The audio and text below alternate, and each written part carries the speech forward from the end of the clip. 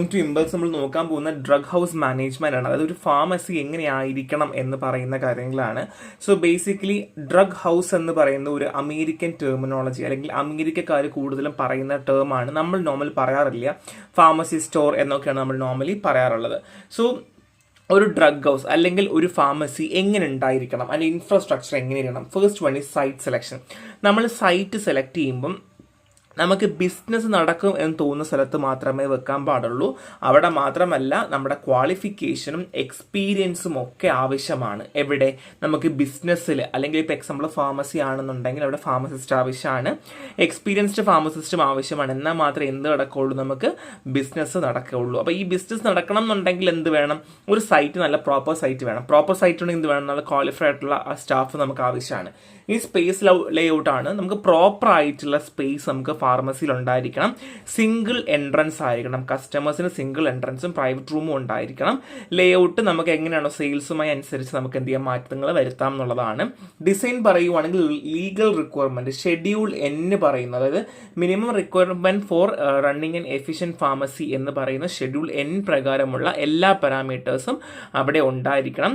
Skilled സ്റ്റാഫുകളും ഉണ്ടായിരിക്കേണ്ടത് വളരെ അത്യാവശ്യമാണ്. മിക്കവാറും ചോദിക്കാം infrastructure four A drug house അല്ലെങ്കിൽ ഇൻഫ്രാസ്ട്രക്ചർ ഫോർ എ ഫാർമസി എന്ന് ചോദിക്കാം. അപ്പോൾ ഇത് വേണം നിങ്ങൾ എഴുതേണ്ടത് കേട്ടോ. So next one is purchasing in drug house management. So ഒരു ഡ്രഗ് ഹൗസിൽ പർച്ചേസിങ് എങ്ങനെയായിരിക്കണം? പർച്ചേസിങ് കൊണ്ട് ഉദ്ദേശിക്കുന്നത് നമ്മൾ മെഡിസിൻസുകൾ നമ്മൾ വാങ്ങുന്നതാണല്ലോ. ബേസിക്കലി നമ്മൾ ഓൾറെഡി പഠിച്ചു, മാനുഫാക്ചറേഴ്സ്, സപ്ലയേഴ്സ്, ഹോൾസെയിലേഴ്സ്, ഡിസ്ട്രിബ്യൂട്ടേഴ്സ് ഒക്കെ ഉണ്ട്. അവരുടെ കയ്യിൽ നിന്ന് വരുന്ന മെഡിസിൻസ് ആണല്ലോ നമ്മുടെ കയ്യിൽ നിന്ന് പർച്ചേസ് ചെയ്യുന്നത്. അപ്പോൾ ഇതാണ് various type of medicines external സോഴ്സിൽ നിന്ന് മാനുഫാക്ചറോ, സപ്ലൈസോ, ഹോൾസെയിലേഴ്സോ, ഡിസ്ട്രിബ്യൂട്ടേഴ്സിന് അക്വയർ ചെയ്യുന്നതിനെയാണ് നമ്മൾ പർച്ചേസിങ് എന്ന് പറയുക. സോ പർച്ചേസിങ് ചെയ്യുന്ന സമയത്ത് നമ്മൾ എന്ത് ചെയ്യും? മിനിമം കോസ്റ്റ് നോക്കണം. അല്ലെങ്കിൽ നമുക്ക് നമ്മുടെ റിലേഷൻസ്, നമ്മുടെ സപ്ലൈസുമായിട്ടുള്ള റിലേഷൻ, ബന്ധം എങ്ങനെയാണെന്നുള്ളത് നോക്കേണ്ടത് അത്യാവശ്യമാണ്. അത് മാത്രമല്ല, purchasing become A core competency responsible for spending more than 50% of firm revenue from sale. അതായത് ഇപ്പോൾ ഏതൊരു സ്ഥാപനത്തിലാണെങ്കിലും അതിൽ 50% എന്തായിരിക്കും ഈ പർച്ചേസിംഗ് ബന്ധപ്പെട്ടിരിക്കും. ഒരു ഫാർമസി ആണ് എന്നുണ്ടെങ്കിൽ തന്നെ, ഒരു കടയാണ് നമ്മൾ എടുക്കുന്നുണ്ടെങ്കിൽ തന്നെ, ആ കടയിൽ എന്താണ് പകുതി ശതമാനം എന്തായിരിക്കും നമുക്ക് ഈ ഒരു പർച്ചേസിങ്ങുമായി ബന്ധപ്പെട്ട്, അല്ലെങ്കിൽ നമ്മൾ ഈ മെഡിസിൻ വാങ്ങിയതിൻ്റെയും ഒക്കെ ആയിരിക്കും നമുക്ക് ഏറ്റവും കൂടുതലായിട്ട് നമുക്ക് വരിക എന്നുള്ളതാണ് കേട്ടോ. അപ്പം നമുക്ക് ഈ ഒരു ഇൻഫ്രാസ്ട്രക്ചർ പറയുമ്പോൾ നമുക്ക് ഇതും എഴുതുന്നതിൽ ബുദ്ധിമുട്ടോ കാര്യങ്ങളോ ഇല്ല. ഇനി സപ്ലൈസ് നമുക്ക് എങ്ങനെ സെലക്ട് ചെയ്യാം? സോ എന്താണ് സപ്ലൈസ്? സപ്ലൈസ് എന്ന് വെച്ചാൽ ഫാർമസ്യൂട്ടിക്കൽ ഇൻഡസ്ട്രിയിൽ ഒരാൾ എൻഗേജ് ചെയ്യുവാണ്. എന്തിനാണ്? സെല്ലിങ്ങിനോ അല്ലെങ്കിൽ supplying drugs. A supplier in pharmaceutical industry is A person engage in selling or supplying drug. Proper selection and monitoring of supplies is crucial for A drug store success. ഒരു drug store നമുക്ക് മുന്നോട്ട് കൊണ്ടുപോകണം എന്നുണ്ടെങ്കിൽ proper സെലക്ഷനും മോണിറ്ററിംഗും വളരെ അത്യാവശ്യമാണ് എന്നുള്ളതാണ്. ഒരു supplier pharmaceutical ഇൻഡസ്ട്രിയിൽ ആരാണോ സെല്ലിങ്ങും സപ്ലൈയിങ്ങിനും എൻഗേജ് ചെയ്യുന്നത് അവരെയാണ് നമ്മൾ സപ്ലയർ എന്ന് പറയാം. So credit information. Supply should be made against a cash or credit memo containing essential information dealer detail, drug quantity and relevant license number. So നമുക്ക് മരുന്നുകൾ അല്ലെങ്കിൽ സപ്ലൈസിന് മരുന്നുകൾക്ക് വേണമെങ്കിൽ ക്യാഷിൽ വാങ്ങാം, ഇല്ലെങ്കിൽ ക്രെഡിറ്റ് വാങ്ങാം. ക്രെഡിറ്റ് കടമാണ്. നമ്മളിപ്പോൾ എങ്ങനെയാ പറയുക, നമ്മൾ പൈസ പിന്നെ തരാം എന്ന് പറയാം അല്ലേ. നമ്മൾ എപ്പോഴാണ് കൊടുക്കുക? നമുക്ക് അത്രയും വിശ്വാസമുള്ളപ്പോൾ നമ്മൾ കൊടുക്കുക അല്ലേ. അപ്പോൾ ക്യാഷോ ക്രെഡിറ്റോ ചെയ്യാൻ പറ്റും എന്നുള്ളതാണ്. പക്ഷെ അത് മെമ്മോയിലായിരിക്കും നമ്മൾ കൊടുക്കേണ്ട. ഒരു ബില്ല്, ഒരു ഇൻവോയ്സ് മെമ്മോ നമ്മൾ ഉണ്ടാക്കിയിട്ടുണ്ടായിരിക്കണം. അതിനകത്ത് ആവശ്യമായ ഡീറ്റെയിൽസ്, എത്ര ക്വാണ്ടിറ്റി വേണം, ഏത് ലൈസൻസ് നമ്പർ ആണ് എന്നുള്ള ആവശ്യമായ എല്ലാ ഡീറ്റെയിൽസും ഉണ്ടായിരിക്കണം. അതായത് നമ്മൾ സപ്ലയർ ഫോം ക്രിയേറ്റ് ചെയ്യേണ്ടത് അത്യാവശ്യമാണ്. അതിൽ പല ഡീറ്റെയിൽസും കാര്യങ്ങളും ഉണ്ടാവേണ്ടതും അത്യാവശ്യമാണ്. സോ നമ്മളൊരു സപ്ലയർ സെലക്ട് ചെയ്യുന്ന സമയത്ത് നമ്മൾ ഉറപ്പ് വരുത്തേണ്ട കുറച്ച് കാര്യങ്ങളുണ്ട്. അതായത് ക്വാളിറ്റി, ടൈം ഡെലിവറി, പ്രൈസിങ് ഒക്കെ നമ്മൾ നോക്കേണ്ട ആവശ്യമുണ്ട്. നമ്മളുടെ കടയിൽ പോയി സാധനങ്ങൾ വാങ്ങുന്നതിന് കുറച്ച് കാരണം ഉണ്ടാവും. എന്തായിരിക്കും? ക്വാളിറ്റി ഒന്നും ഉണ്ടാവും, അല്ലെങ്കിൽ അവിടെ കറക്റ്റ് ടൈമിൽ നമുക്ക് ഡെലിവറി ചെയ്യുന്നുണ്ടാവും. അപ്പോൾ ഇങ്ങനെയുള്ള കാര്യങ്ങളൊക്കെ നമ്മൾ നോക്കേണ്ട ആവശ്യമുണ്ട്. അത് മാത്രമല്ല, നമ്മൾ ചില സമയത്ത് അവിടെ നിന്ന് കടം മേടിക്കാറുണ്ട്. കടം മേടിക്കുക നമ്മൾ എങ്ങനെയാണ് ചെയ്യുക? നമ്മുടെ പേരിൽ എഴുതി കൊടുക്കുക അല്ലേ. അതേപോലെ തന്നെ നമുക്ക് ആവശ്യമായ ഇൻഫർമേഷൻസും കാര്യങ്ങളും എഴുതണം. പക്ഷെ ഒരു കാര്യം കൊണ്ട് ശ്രദ്ധിക്കുക, റിലവന്റ് ലൈസൻസ് നമ്പറും കൂടെ എഴുതേണ്ടത് ആവശ്യമാണ്. Next one is tenders and contract process ആണ്. സോ ഇത് സപ്ലയറിന്റെ ഭാഗമായിട്ട് വരുന്നതാണ്. സോ ബേസിക്കലി എങ്ങനെയാണ് സപ്ലൈസ് ടെൻഡേഴ്സും കോൺട്രാക്റ്റും വിളിക്കണമെന്ന് പറഞ്ഞാൽ, സോ എന്താണ് tender where the government invite bid of ലാ project to be submitted which specific time. ഇപ്പൊ എക്സാമ്പിൾ പറയുവാണെങ്കിൽ റോഡിന് ടെൻഡർ പിടിക്കുന്നു. ഇപ്പൊ എക്സാമ്പിൾ ട്രിവാൻഡ്രത്ത് ഒരു NH നമുക്ക് ഉണ്ടാക്കണം, അപ്പൊ നമ്മൾ ടെൻഡർ പിടിക്കും. അപ്പൊ ഒരു ഗവൺമെന്റ്, നമ്മുടെ ഗവൺമെന്റ് കേരള ഗവൺമെന്റ് അല്ലെങ്കിൽ നാഷണൽ NH അപ്പൊ നാഷണൽ ഗവൺമെന്റ് ആണല്ലോ, അപ്പൊ നാഷണൽ ഗവൺമെന്റ് എന്ത് ചെയ്യുന്നു, പറയുന്നു നമുക്കൊരു ഇത് ഉണ്ടാക്കണം, ഇന്ന ദിവസത്തിനുള്ളിൽ നിങ്ങൾക്ക് എത്ര രൂപയാണ് എസ്റ്റിമേറ്റ് ആവുക എന്നുള്ള ടെൻഡർ സബ്മിറ്റ് ചെയ്യാൻ പറയും. സോ ഇതൊക്കെയാണ് ടെൻഡറുമായി ബന്ധപ്പെട്ട് ലാർജ് പ്രൊജക്റ്റുകളാണ് ഏറ്റവും കൂടുതൽ ടെൻഡേഴ്സ് വരിക. നെക്സ്റ്റ് വൺ ഇസ് കോൺട്രാക്ട് ആണ്, ഒരു ലീഗലി ബൈൻഡിങ് എഗ്രിമെന്റ് ആണ്. സോ ബയേഴ്സും സെല്ലേഴ്സും തമ്മിൽ, വാങ്ങുന്നതും വിൽക്കുന്ന ആരാണോ അവർ തമ്മിലൊരു ഒരു ബന്ധം ഉണ്ടായിരിക്കും. അവർ തമ്മിൽ ഒരു എഗ്രിമെന്റ് ക്രിയേറ്റ് ചെയ്തിട്ട് ഒരു സ്പെസിഫിക് പീരീഡിൽ കൊടുക്കുന്നു. ടെൻഡർ പോലെ തന്നെയാണ്. ഇനി ഫാർമസ്യൂട്ടിക്കൽ കോൺട്രാക്ട് ആണ്, ഇത് ഇൻ ഡ്രഗ് ഹൗസ് മാനേജ്മെന്റുമായിട്ട് ബന്ധപ്പെട്ടതാണ്. ഒരു എഗ്രിമെന്റ് ആണ്. റീറ്റെയിൽ ഫാർമസിസ്റ്റും ഹോൾസെയിലും തമ്മിൽ ഒരു എഗ്രിമെന്റ് വെക്കും. ഇന്ന ടൈമിൽ ഇന്ന പീരീഡിൽ നമ്മൾ ഈ ഡ്രഗുകളും പ്രൊഡക്റ്റുകളും തന്നുകൊള്ളാം എന്ന് പറയുന്ന എഗ്രിമെന്റിനാണ് നമ്മൾ ഫാർമസ്യൂട്ടിക്കൽ ടെൻഡർ എന്ന് പറയുന്നത് കേട്ടോ. സോ ടെൻഡറിനെ വീണ്ടും ക്ലാസിഫൈ ചെയ്യും. ഓപ്പൺ ടെൻഡർ, ക്ലോസ് ടെൻഡർ, പിന്നെ വേൾഡ് വൈഡ് ടെൻഡർ, അങ്ങനെ വീണ്ടും സബ് ക്ലാസിഫൈ ചെയ്യും, നോക്കേണ്ട ആവശ്യമില്ല. സോ ഇതിപ്പോൾ നിങ്ങൾ ബേസിക് എടുത്ത് നോക്കുക, ടെൻഡർ ഉണ്ട്, കോൺട്രാക്ട് ഉണ്ട്, ഫാർമസ്യൂട്ടിക്കൽ കോൺട്രാക്ട് ഉണ്ട് എന്നുള്ളത് ഇപ്പോൾ നോക്കി വെക്കാം. So price determination in pharmaceutical. So ഫാർമസ്യൂട്ടിക്കലിൽ പ്രൈസ് ഡിറ്റർമൈൻ ചെയ്യുന്ന ആരാണ്? The first one is national level control. എപ്പോഴും പ്രൈസ് ഡിറ്റർമൈൻ ചെയ്യുന്നത് നാഷണൽ ലെവലിലാണ്, അതായത് ഇന്ത്യയിൽ. സോ ഈ പ്രാക്ടീസ് 1970 മുതലേ നമുക്ക് നടക്കുന്ന കാര്യമാണ്, 1970s മുതൽ നടക്കുന്ന കാര്യമാണ്. സോ റെഗുലേറ്ററി ബോഡീസ് ഉണ്ട്. എസെൻഷ്യൽ കമ്മോഡിറ്റീസ് ആക്ട് 1955ഉം drug price control order DPCO ഗവേണിംഗുമാണ്. അവർ ഇത്രയും പേരാണ് എന്ത് ചെയ്യുന്നത്, പ്രൈസ് ഗവേൺ ചെയ്യുന്നത് അല്ലെങ്കിൽ തീരുമാനിക്കുന്ന ആരൊക്കെയാണ്? DPCOയും എസെൻഷ്യൽ കമ്മോഡിറ്റി ആക്ടും ആണെന്നുള്ളതാണ്. നാഷണൽ ഫാർമസ്യൂട്ടിക്കൽ പ്രൈസിംഗ് അതോറിറ്റി NPPAയും പ്രൈസ് കൺട്രോളിൽ നിൽക്കാറുണ്ട് എന്നുള്ളതാണ്. ക്വസ്റ്റ്യൻസ് അങ്ങനെ അധികം ഈ പ്രൈസ് ഡിറ്റർമിനേഷൻ ചോദിച്ചാൽ അങ്ങനെ കണ്ടിട്ടില്ല. സോ നോക്കി വെക്കുക കേട്ടോ. So next one is factors consideration ആണ്. സോ ബേസിക്കലി നമ്മൾ പർച്ചേസ് ചെയ്യുന്ന സമയത്ത് നമ്മൾ ഷിപ്പിംഗ് കോസ്റ്റ് നോക്കണം, കസ്റ്റമർ ചാർജ് നോക്കണം, ട്രാൻസ്പോർട്ടേഷൻ ചാർജ് നോക്കണം അല്ലേ. അപ്പോൾ നമ്മളിപ്പോൾ എക്സാമ്പിൾ നമ്മളൊരു കടയിൽ സാധനം വിൽക്കാൻ പോകുമ്പോൾ നമ്മൾ എന്തൊക്കെ നോക്കും? അത് വാങ്ങാനെടുത്ത സമയം, അല്ലെങ്കിൽ കിട്ടാനെടുത്ത സമയം, അല്ലെങ്കിൽ എത്ര രൂപയായി, എത്ര പേര് അതിൽ ചിലവാക്കി, അതുമെല്ലാം കൂടെ നമ്മൾ ഇൻക്ലൂഡ് ചെയ്ത് കൊടുക്കാറുണ്ട് എന്നുള്ളതാണ്. അങ്ങനെ പ്രൈസ് ഡിറ്റർമൈൻ ചെയ്യാറുണ്ട്. ഇത് legal requirement drug pricing control ആണ്. വലിയ ഇമ്പോർട്ടൻ്റ് അല്ല, നോക്കി വെച്ചിരുന്നാൽ മതി. So next one is codification in drug store management. So നമ്മൾ ഒരു ഡ്രഗ് സ്റ്റോറിൽ, ഒരു ഫാർമസിയിൽ നമുക്ക് എങ്ങനെ കോഡിഫൈ ചെയ്യാം എന്നുള്ളതാണ്.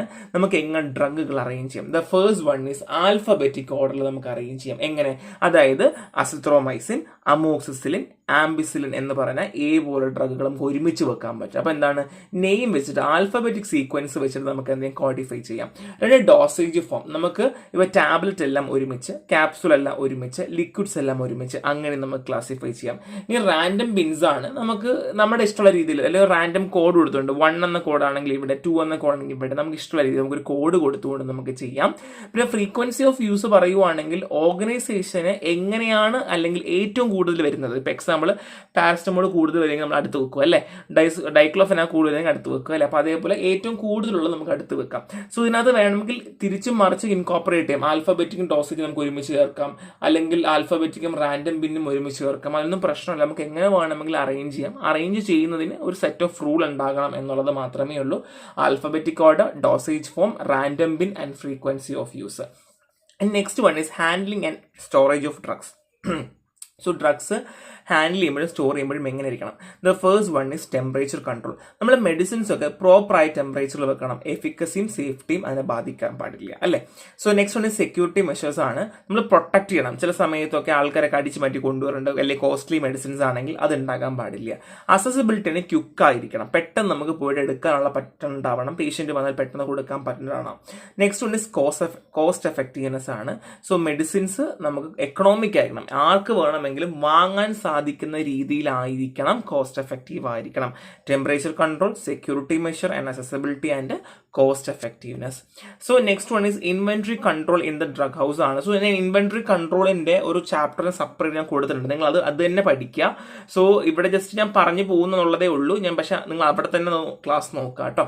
സോ ഡെഫിനേഷൻ പറയുവാണെങ്കിൽ ഇൻവെന്ററി കൺട്രോൾ നമ്മൾ എന്തിനാ ചെയ്യുന്നത്? നമുക്ക് ഡിമാൻഡ് അല്ല, ഡിമാൻഡ് ഒരു കസ്റ്റമർ വന്നു കഴിഞ്ഞാൽ അവർക്ക് മരുന്ന് പ്രോപ്പർലി കൊടുക്കാനായിട്ട് പറ്റണം. സോ സപ്ലൈ പ്രോപ്പർ ആയിരിക്കണം, അതിന് പ്ലാനിങ് ആവശ്യമാണ്, അല്ലെങ്കിൽ ഇൻവെന്ററി കറക്റ്റ് പ്രോപ്പറായിട്ട് നമ്മൾ മെയിൻറ്റെയിൻ ചെയ്യണം. മരുന്ന് അവിടെ ഉണ്ടാവണം. അപ്പോൾ ഇൻവെന്ററി കീപ്പ് ചെയ്യുന്ന സമയത്ത് നമുക്ക് നഷ്ടം ഉണ്ടാവില്ല, ലാഭം എന്നല്ലാണ്ട് നഷ്ടം എന്നൊരു സാധനം ഉണ്ടാവില്ല. കസ്റ്റമർ സർവീസ് നമുക്ക് എൻഷുർ ചെയ്യാനായിട്ട് പറ്റും. നിങ്ങളുടെ കടയിൽ നിങ്ങൾക്ക് സാധനം കറക്റ്റ് നിങ്ങൾ വാങ്ങി വെക്കുന്നുണ്ട്, കറക്റ്റ് സാധനങ്ങൾ പോകുന്നതനുസരിച്ച് വാങ്ങുന്നുണ്ടെങ്കിൽ ഉറപ്പായിട്ട് നിങ്ങൾക്ക് എന്ത് ചെയ്യാൻ പറ്റും, കസ്റ്റമേഴ്സിന് ആവശ്യമുള്ള സമയത്ത് നമുക്ക് കൊടുക്കാൻ പറ്റും. അപ്പോൾ first one is ABC analysis in inventory ആണ്. A എന്ന് വെച്ച് കഴിഞ്ഞാൽ drug that carry the maximum amount of total stock value. Total stock വാല്യൂല് മാക്സിമം എമൗണ്ട് വരുന്ന കാറ്റഗറിയാണ് നമ്മൾ A എന്ന് പറയുക. ഇവിടെ പ്രോപ്പർ മാനേജ്മെന്റ് ആവശ്യമാണ് എന്നുള്ളതാണ്. ആൻഡ് കാറ്റഗറി B ആണെങ്കിൽ കുറച്ച് സൂപ്പർവിഷൻ മതി, കുറച്ച് എനെ വെച്ച് കമ്പയർ ചെയ്യുമ്പോൾ കുറച്ച് കുറവാണ്, എന്നാൽ സെമി ആനുവലി നമുക്ക് പ്ലേസ് ചെയ്താൽ മതി. C ആണെങ്കിൽ ലാർജ് ക്വാണ്ടിറ്റി ആവശ്യമാണ്, പക്ഷെ വലിയ സംഭവമൊന്നും വേണ്ട, വലിയ കൺട്രോളിന്റെ ആവശ്യമില്ല, പൈസ ഭയങ്കര കുറവാണെന്നുള്ളതാണ്. സോ ഇത് ഞാൻ വ്യക്തമായിട്ട് മറ്റേ ക്ലാസ്സിൽ പറഞ്ഞിട്ടുണ്ട്, നിങ്ങൾ ഇത് കണ്ടതിന് ശേഷം അതും കൂടെ നോക്കുക, because it's very important. So next one is VED analysis ആണ്. അപ്പോൾ ഒന്നും കൂടെ പറയാം, ABC ആണ്. A ആണെങ്കിൽ വളരെ അത്യാവശ്യമായിട്ടുള്ളതാണ്, വളരെ വില കൂടിയതാണ്, സൂക്ഷിച്ച് വേണം ഉപയോഗിക്കാൻ. B ആണെങ്കിൽ Aനേക്കാളും കുറച്ചും കൂടെ കുറവാണ്, വല്ലപ്പോഴും സെമി ആനുവലെങ്കിലും വാങ്ങിയാൽ മതി. കാറ്റഗറി C ആണെങ്കിൽ വലിയ ക്വാണ്ടിറ്റി വേണം, കുറച്ച് എമൗണ്ട് മതി എന്നുള്ളതാണ്. Next one is VED analysis ആണ്. V ഫോർ വൈറ്റൽ, അതായത് എസെൻഷ്യൽ ആയിട്ടുള്ള കാര്യമാണ്. ഇപ്പോൾ ഹോസ്പിറ്റൽ എസെൻഷ്യൽ എന്താണ്, സർജിക്കൽ ഐറ്റം ആവശ്യമാണ്, ഡ്രഗ്സ് ആവശ്യമാണ് അല്ലേ, അതാണ് V. E ആണെങ്കിലോ എസെൻഷ്യൽ ആണ്. So medicine that are less crucial but still important ആണ്, പക്ഷെ അത്ര വലിയ ഇമ്പോർട്ടൻ്റ് അല്ല. ഇപ്പോൾ എക്സാമ്പിൾ പറയുകയാണെങ്കിൽ പാരസെറ്റമോൾ ഇമ്പോർട്ടൻ്റ് ആണ്, പക്ഷെ അത്ര വലിയ ഇമ്പോർട്ടൻ്റ് അല്ല അല്ലേ. നമുക്ക് അർജൻസി ഓഫ് സ്റ്റോക്ക് ഒക്കെ നമുക്ക് വേണമെങ്കിൽ പെട്ടെന്ന് ഫില്ല് ചെയ്യാനും പറ്റും, അത് മാത്രമല്ല നമുക്ക് അങ്ങനെ അത്ര വലിയ പ്രശ്നം വരില്ല. നെക്സ്റ്റ് വൺ ഇസ് ഡിസൈറബിൾ, നമുക്ക് വലിയ ക്രൂഷ്യൽ ഇല്ല. ഇപ്പോൾ ഹോർലിക്സ് അല്ലെങ്കിൽ ഇപ്പോൾ എക്സാമ്പിൾ വൈറ്റമിൻ ഗുളികളൊന്നും നമുക്ക് വലിയ ആവശ്യമില്ല അല്ലേ. ഇപ്പോൾ എക്സാമ്പിൾ വീക്ക് എക്സാമ്പിൾ എന്താ പറയുക, ഇപ്പോൾ ആന്റി ക്യാൻസർ ഡ്രഗ്സ്, ഡയബറ്റീസിന്റെ മെഡിസിൻസ്, ഹൈപ്പർ ടെൻഷന്റെ മെഡിസിൻസ് ഒക്കെ വളരെ ഇമ്പോർട്ടൻ്റ് ആണ്, അതൊക്കെ വൈറ്റലിൽ വരും. എസെൻഷ്യൽ ആണെങ്കിൽ പാരസെറ്റമോൾ, ഡിസൈറബിൾ ആണെങ്കിൽ വൈറ്റമിൻസ് ആയിരിക്കും വരിക കേട്ടോ. ഞാൻ ജസ്റ്റ് എക്സാമ്പിൾ പറഞ്ഞേ ഉള്ളൂ. Next one is lead time and inventory carrying cost. Lead time എന്ന് പറഞ്ഞാൽ ഇപ്പം ഒരു കസ്റ്റമർ നിങ്ങളുടെ അടുത്ത് പറയുവാണ് എനിക്ക് പാരസ്റ്റമോൾ ഗുളിക വേണം, അപ്പോൾ നിങ്ങൾ പറയുവാണ് നാളെ ഞാൻ എടുത്തു തരാം, 6 മണിക്ക് എടുത്തു തരാമെന്ന് പറയും. അപ്പോൾ നിങ്ങൾ എന്ത് ചെയ്യും, രാവിലെ 10 മണിക്ക് അവിടെ വിളിക്കുന്നു, ഓർഡർ കൊടുക്കുന്നു, ഹോൾസെയിലറിന്ന് പാരസെറ്റമോൾ വൈകുന്നേരം 6 മണിക്ക് എത്തുന്നു. നിങ്ങൾ ഓർഡർ ചെയ്യാനെടുത്ത സമയം മുതൽ നിങ്ങളുടെ കയ്യിൽ മരുന്ന് കിട്ടുന്നത് വരെയുള്ള സമയത്തിന് നമ്മൾ ലീഡ് ടൈം എന്ന് പറയാം. The average time between placing an order from medicine and receiving them it's a crucial for determine when to order to avoid shortage. So shortage നമുക്ക് കുറയ്ക്കാൻ വേണ്ടിയിട്ടാണ് നമുക്ക് ഈ ഒരു ലീഡ് ടൈം നമ്മൾ എപ്പോഴും പറയാം. ലീഡ് ടൈം മാറിക്കൊണ്ടിരിക്കും കേട്ടോ, ഓരോരുത്തർക്കും ഓരോ രീതി ആയിരിക്കും. ഇനി ഇൻവെന്ററി ക്യാരിയിങ് കോസ്റ്റ് ആണ്. സോ ഇൻവെന്ററി ക്യാരിയിങ് കോസ്റ്റ് എന്ന് വെച്ചാൽ നമ്മുടെ സ്റ്റോറേജുമായി ബന്ധപ്പെട്ടാ പറയുന്നത്. The cost incurring due to storing drug in inventory also known as holding cost include opportunity cost of capital, obsolescence cost and cost to prevent deterioration. ചില സമയത്ത് നമുക്ക് ഡ്രഗുകൾ സ്റ്റോർ ചെയ്ത് വെക്കേണ്ടി വരും, അല്ലെങ്കിൽ സ്റ്റോറിങ് വളരെ അത്യാവശ്യമായിട്ട് വരും.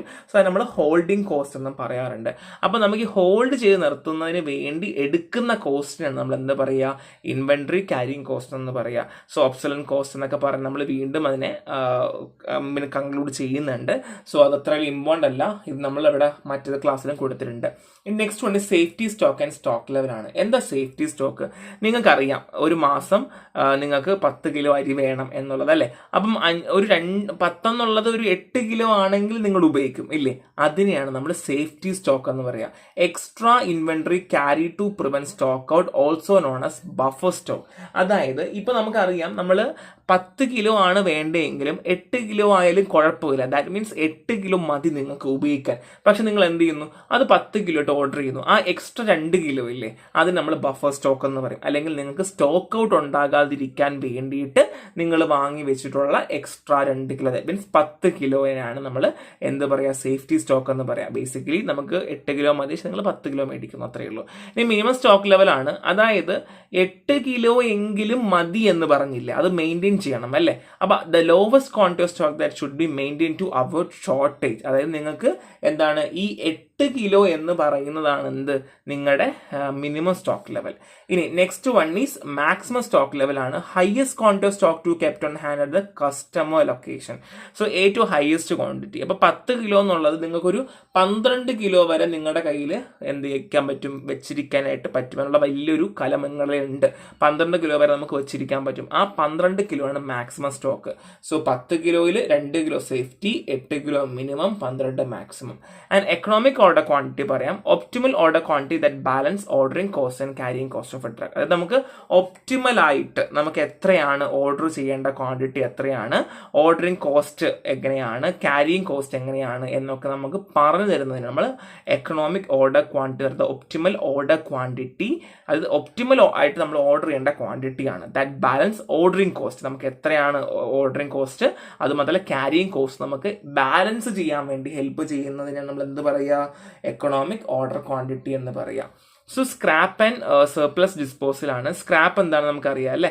സോ മാനുഫാക്ചറിങ് പ്രോസസ്സിൽ നമുക്ക് ചില സമയത്ത് റെസിഡ്യൂൾസ് ഉണ്ടാവും, അല്ലെങ്കിൽ കുറച്ച് സാധനങ്ങൾ എക്സ്ട്രാ വേസ്റ്റേജ് പോലെ വരും. ചിലത് നമുക്ക് റിക്കവർ ചെയ്ത് എടുക്കാൻ പറ്റും, നമുക്ക് തിരിച്ച് കൊണ്ടുവരാൻ പറ്റും. ചിലത് നമുക്ക് കൊണ്ടുവരാൻ പറ്റില്ല, ഫർദർലി ഉപയോഗിക്കാൻ പറ്റുന്നുണ്ടാവില്ല. ഇപ്പോൾ എക്സാമ്പിൾ പറയുവാണെങ്കിൽ നമ്മൾ ടാബ്ലറ്റ്സ് ഒക്കെ ഉണ്ടാക്കുന്ന സമയത്ത് ഗ്രാനൂൾസ് ഒക്കെ നമുക്ക് ഈ പാക്കിംഗ് സമയത്തൊക്കെ നമുക്ക് ചില സമയത്ത് കുറച്ച് ഗ്രാനൂൾസ് ഒക്കെ നമുക്ക് എക്സസ് വരും. അപ്പോൾ ഈ ഗ്രാനൂൾസ് നമുക്ക് വീണ്ടും ടാബ്ലറ്റ് ഉപയോഗിക്കാം. പക്ഷേ അവിടെ ഉള്ള പാക്കിംഗ് കേസ് ഉപയോഗിക്കാൻ പറ്റുമോ, അല്ലെങ്കിൽ കണ്ടെയ്നേഴ്സ് ഉപയോഗിക്കാൻ പറ്റുമോ, ഇല്ല അല്ലേ. അപ്പോൾ പ്രോപ്പർ ആയിട്ടുള്ള സ്ക്രാപ്പിന്റെയും സർപ്ലസിന്റെയും നമുക്ക് ഡിസ്പോസൽ ആവശ്യമാണ്. എന്നാൽ മാത്രമേ എന്ത് ചെയ്യാൻ പറ്റുള്ളൂ, എഫിഷ്യന്റ് സ്റ്റോറേജ് നമുക്ക് പറയാൻ പറ്റുള്ളൂ. സോ ഈ ഒരു ഭാഗം നമ്മുടെ ക്ലാസ് നമ്മൾ വ്യക്തമായിട്ട് മറ്റേ ക്ലാസ്സിൽ കൊടുത്തിട്ടുണ്ട്. നിങ്ങൾ അതുകൂടെ നോക്കുക, ഇത് വളരെ വളരെ ഇമ്പോർട്ടൻ്റ് ആണ്. എന്നിട്ട് മാത്രമേ എന്ത് ചെയ്യാൻ പാടുള്ളൂ, ഈ ഒരു ക്ലാസ്സിന്റെ കാര്യം കൂടെ വ്യക്തമായിട്ട് കാണാനായിട്ട് പാടുള്ളൂ കേട്ടോ. രണ്ടും കൂടെ നോക്കുക. ഇത്രയേ ഉള്ളൂ, സിമ്പിൾ ചാപ്റ്റർ ആണ്, ഒന്നുമില്ല. അധികം ക്വസ്റ്റ്യൻസ് ചോദിക്കാൻ ചാൻസ് ഉള്ളൊരു ഭാഗം തന്നെയാണ്. നന്നായിട്ട് വായിക്കുക. സോ നെക്സ്റ്റ് ക്ലാസ്സിൽ കാണാം. Thank you.